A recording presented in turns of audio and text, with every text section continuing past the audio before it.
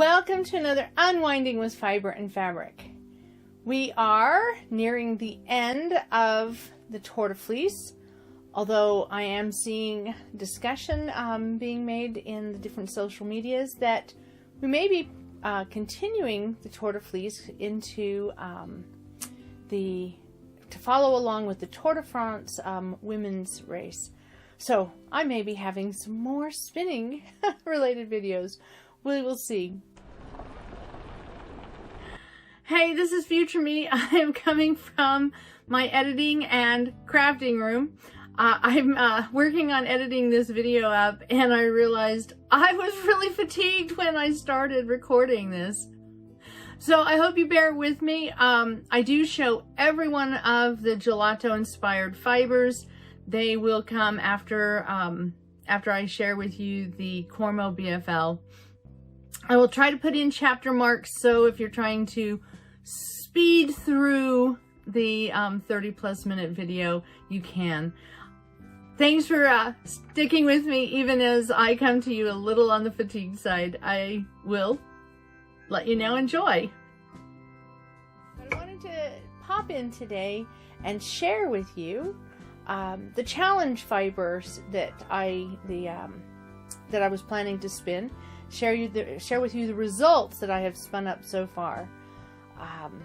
I will post some pictures here of the one of the things that I was doing. I was spinning some Cormo cross BFL fleece that it has been a joy to spin. I still have a bunch of that left to spin, but I have two wonderful hanks of fiber that that I look forward to knitting with. So I'm going to actually try to get that on needles before I make another video, because I think that I will have another update video maybe in about a week, maybe less than a week. We will see. So I want to get those skeins going on some needles, and so I'll start by showing those first. They turned out really, really well. I ended up with 488 yards on one skein, and I ended up with 468 yards on another skein. There's 6 to 7 ounces in each of these hanks of yarn, and I was just really pleased.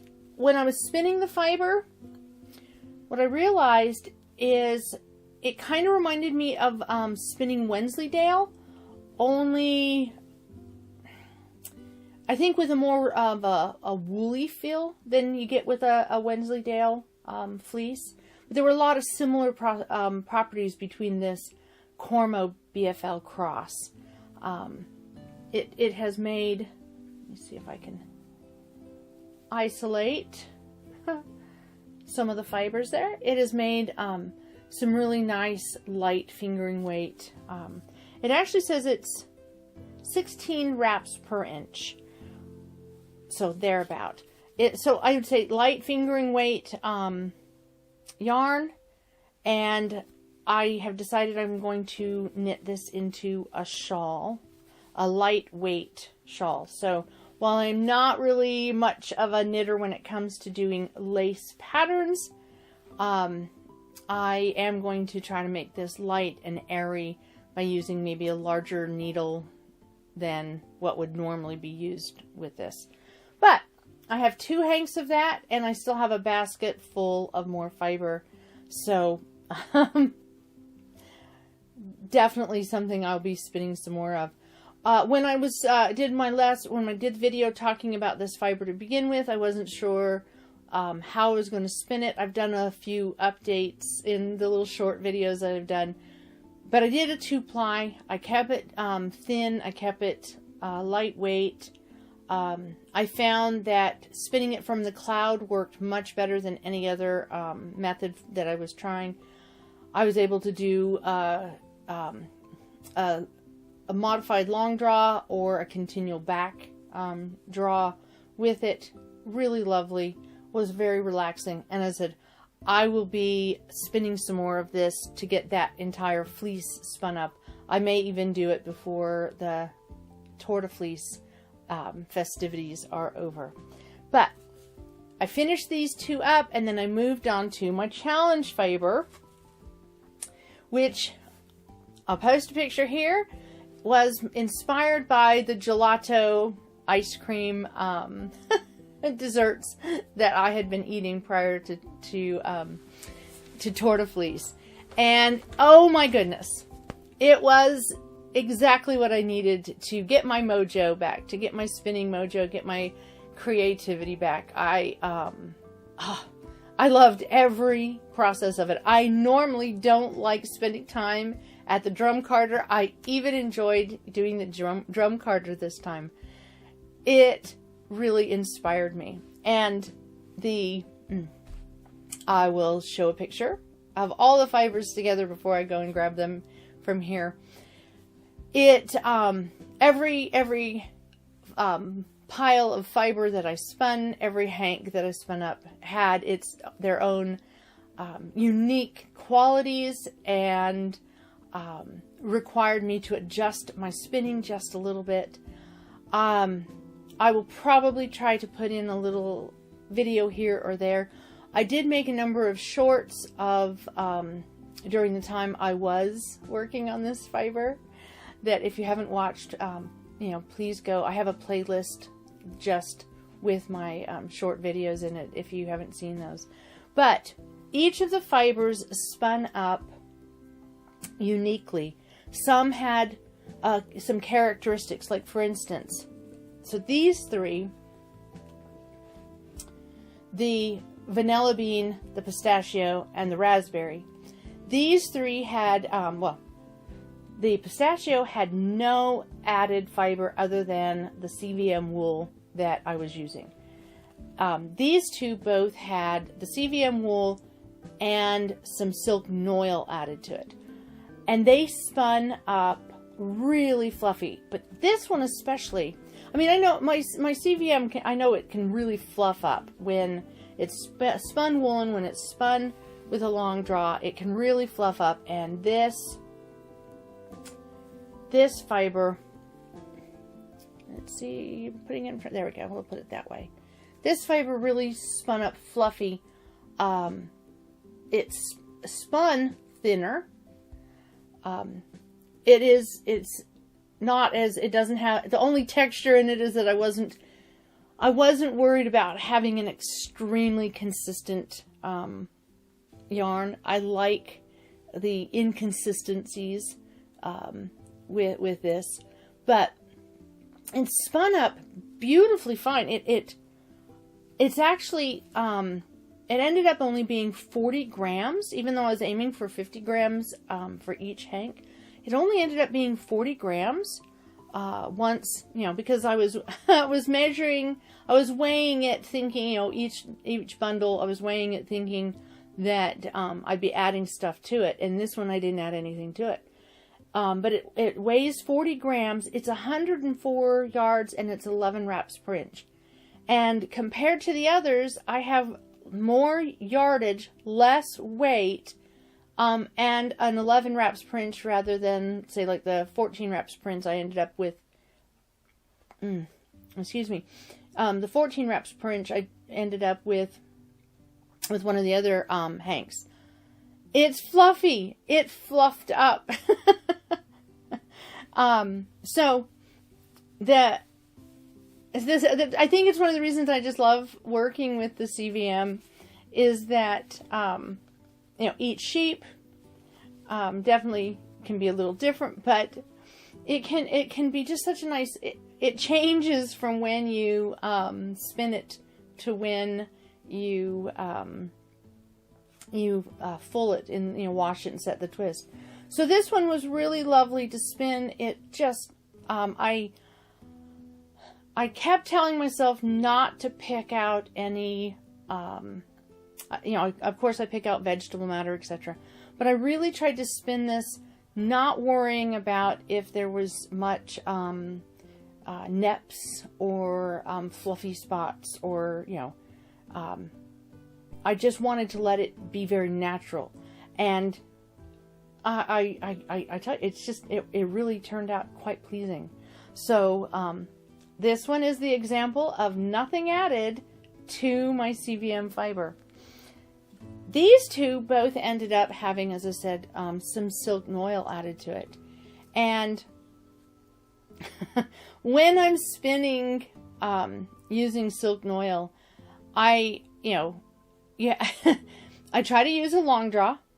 I try really, really, really hard to not pick out the lumps.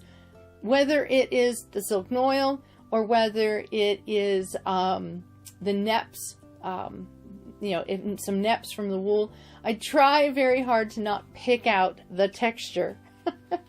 And I will say, though, as I spin with silk oil, if I run into pieces that are hard to the touch, I will pick those out because I don't want anything scratchy.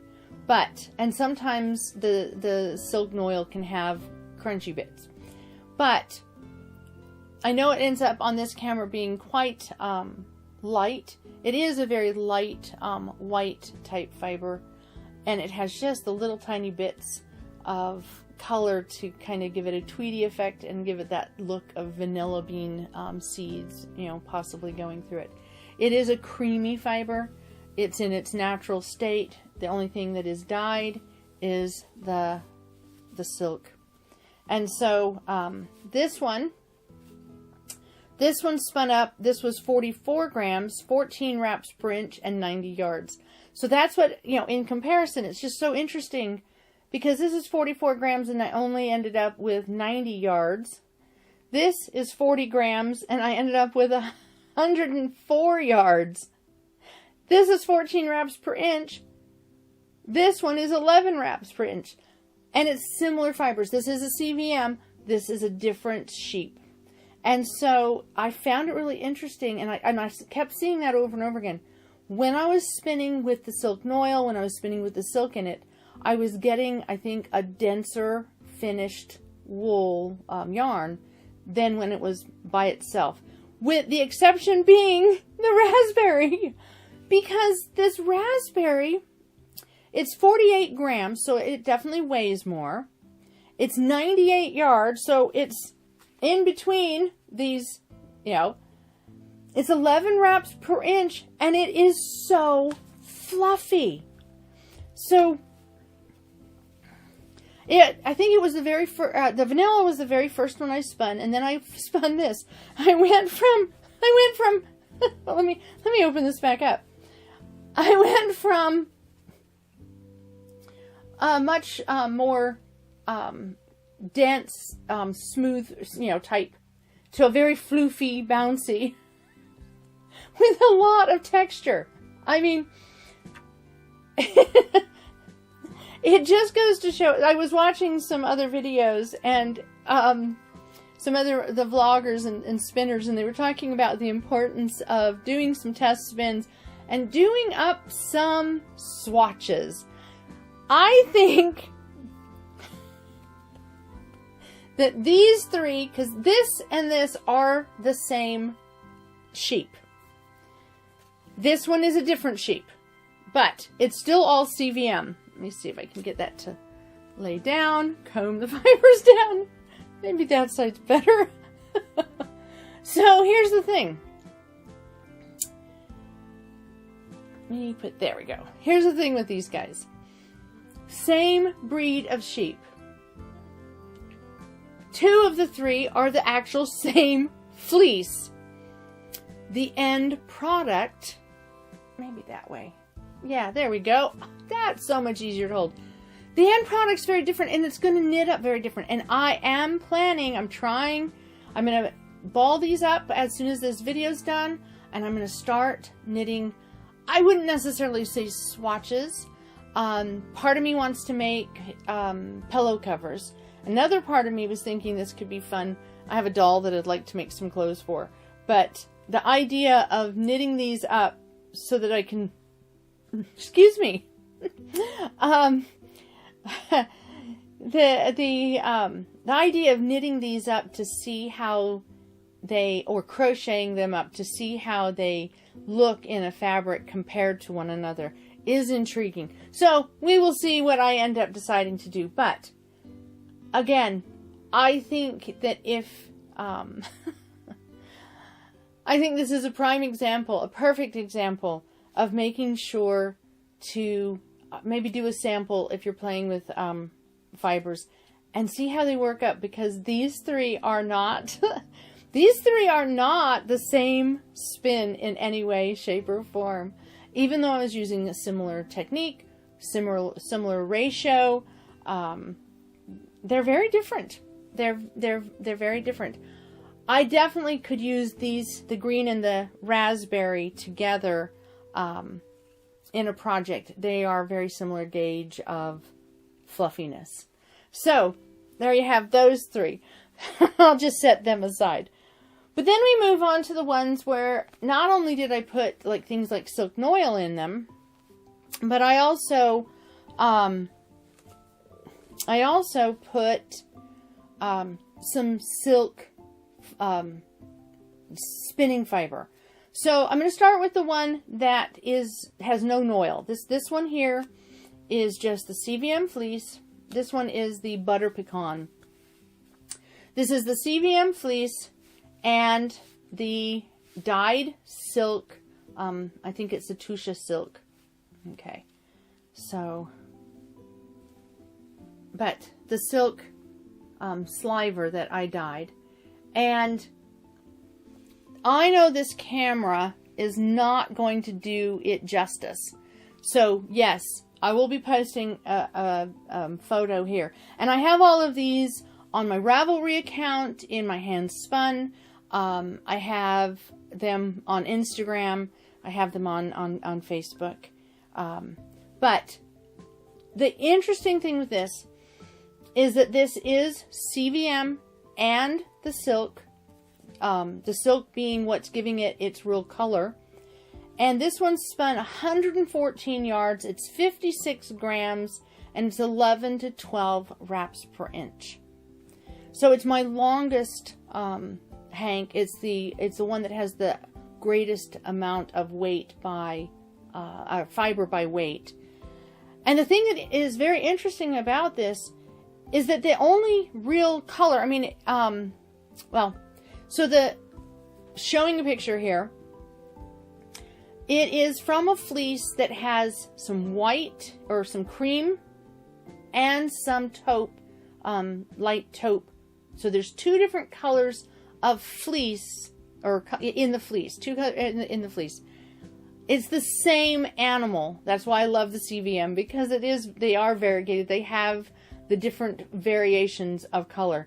And so this one here has two different tones of taupe cream fleece, and it has the dyed silk. And that dyed silk, let me see there. That dyed silk, I'm not sure, let's pull back a little. Not only adds the color, it adds a little shine, and it adds weight.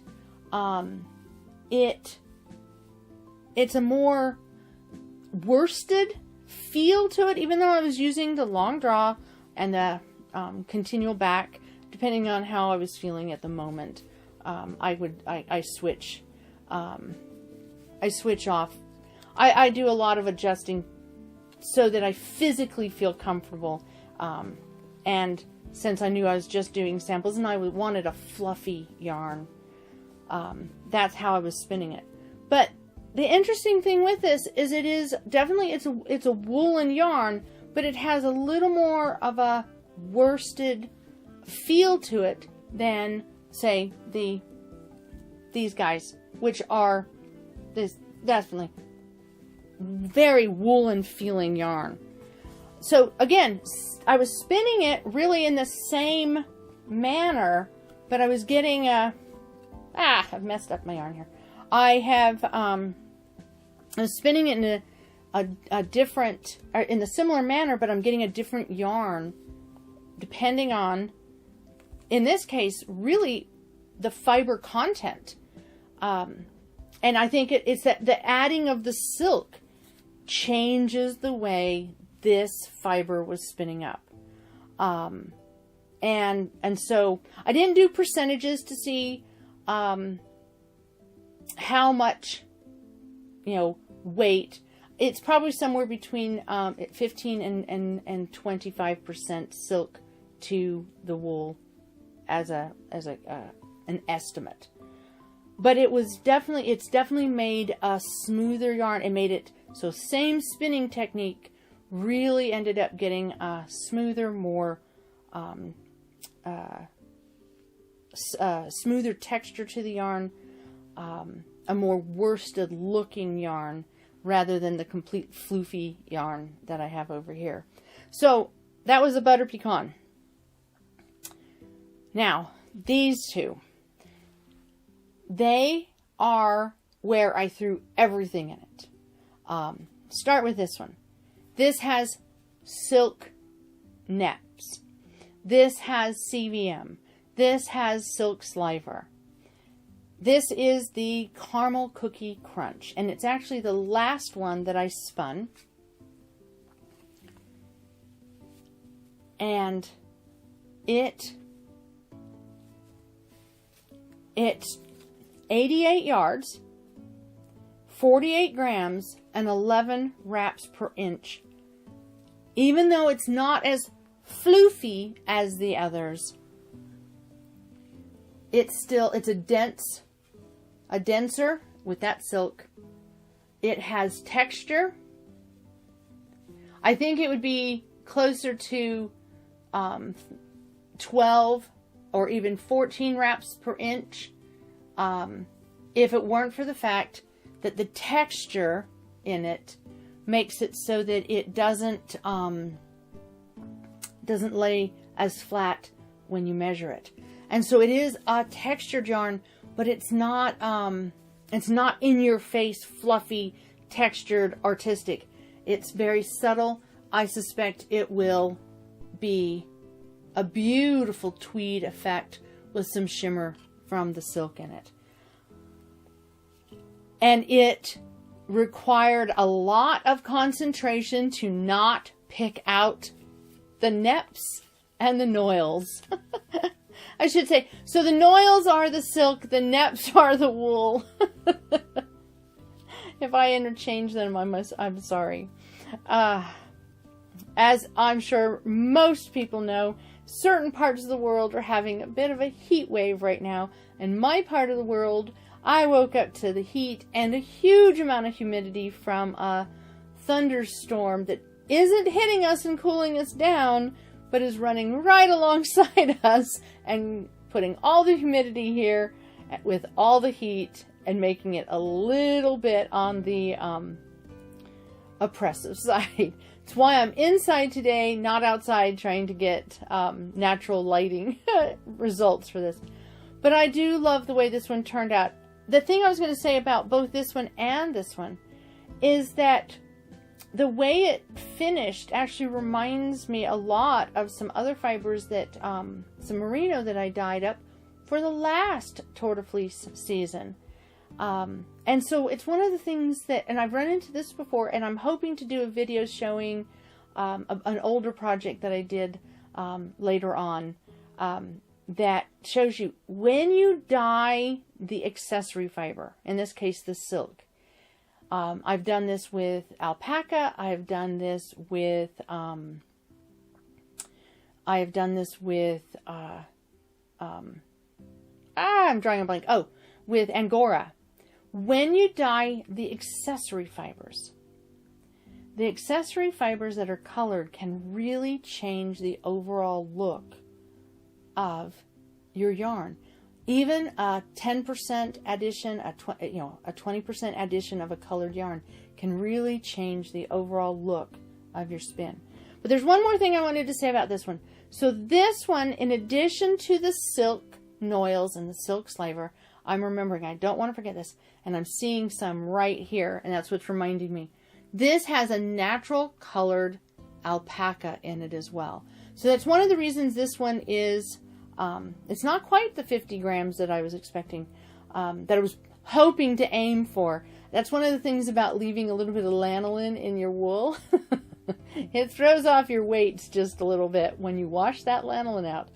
But this one is one that has, it's the kitchen sink of my spinning this time. It has the neps, it has the alpaca, it has the sliver, and it has a CVM. And it is a beautiful textured tweedy yarn, and a lovely color. I know some people worry about having things like barber pole. That's what I love about a tweedy yarn, is that when you have all the variations, you don't get a striping effect, and you don't get a barber pole effect. You get you get tweed because of all the variation of color that you're playing with. So here is again the caramel cookie crunch. So I saved this one for last. And it was so funny. I was showing my husband my finished yarn the other day, and I was like, so do you think that we have gone right back to the early 1970s, late 1960s? He's like, yeah, it looks like the kitchens. So it was not my intent to come up with an earthy 70s color scheme. But again, I was inspired by the ice creams we're eating, and my husband likes mango. And this turned out, I love all of them. The colors are just, I have to say that these two are really my favorite, because the colors are just so, they're making me wish for autumn, I think.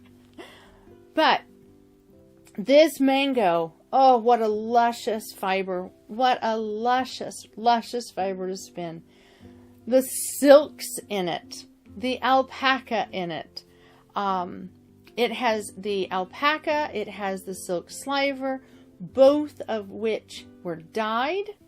Over-dyed. The alpaca was the same russet color that I used in this one. But I over-dyed it an apricot. There's an apricot, there is caramel, there is apricot and caramel. There was one more.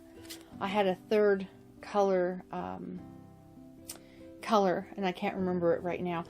I try to have all that information, if possible, in Ravelry and all of that. But I was using multiple colors to dye the silk, and in this case, I also dyed the CVM wool, and it just made me really happy. I know it kind of matches my wheel. In this camera and in this lighting, you're seeing it a little. It's a lighter color, but the photo that I'm sure be posting, it will show the intensity of the orangey, apricot-y, mango-y color. So this one ended up being 90 yards, 48 grams.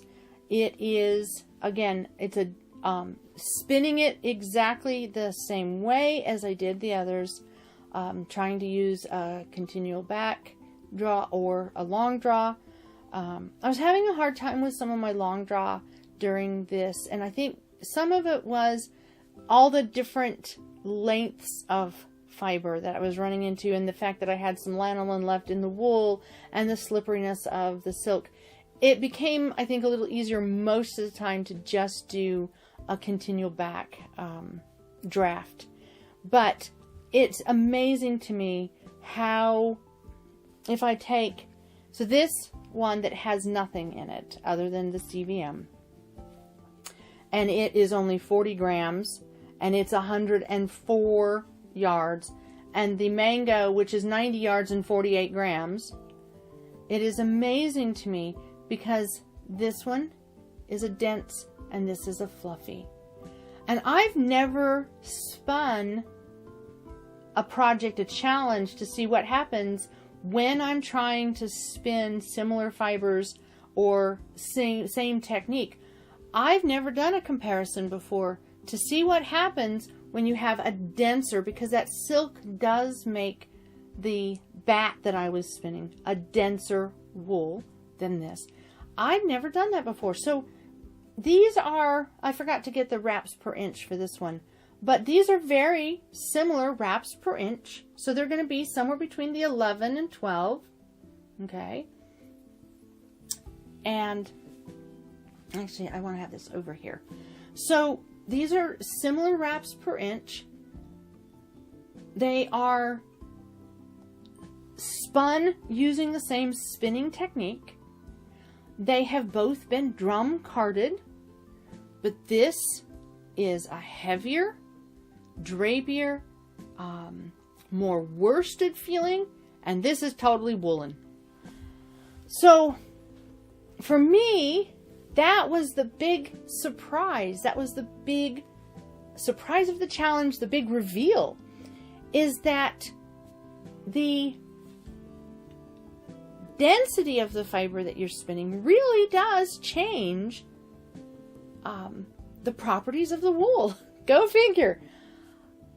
They would be able to be used together, but they're not going to perform the same way. And color-wise, I love them together.